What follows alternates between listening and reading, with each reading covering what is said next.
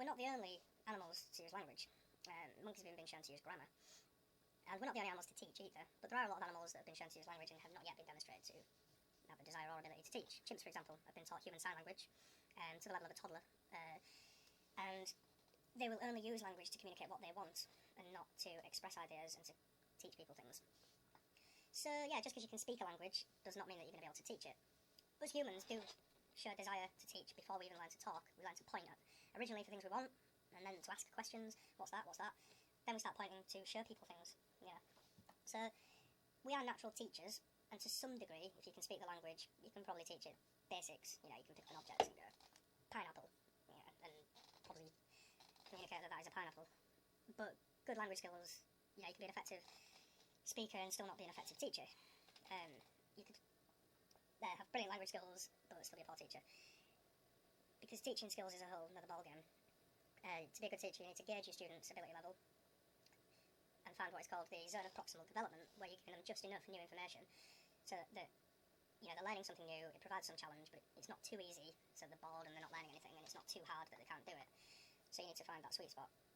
And then you need to simplify your vocabulary and grammar and that to a level that they can understand. A good teacher will also use body language and will motivate the students. Now, you can motivate students with external things, that's called extrinsic motivation. So you can use rewards if they do well, punishments if they do bad. But the best way to motivate is to use what's called intrinsic motivation, and to tap into the students' natural love of learning that we all have. Like, as that baby pointing at things, what's that? We naturally want to learn about the world around us. And there are 4 psychological needs that, if met, contribute to motivating a student. And those are connection, competence, choice, and fun. So an example, a teacher from my high school, there was a teacher who, at the beginning of the year, said, right, this is the way it is, you've got a choice. So that's choice. We can do it 2 ways. We can have a nice, relaxed, fun lesson, where we spend the first half chatting about football, music, whatever.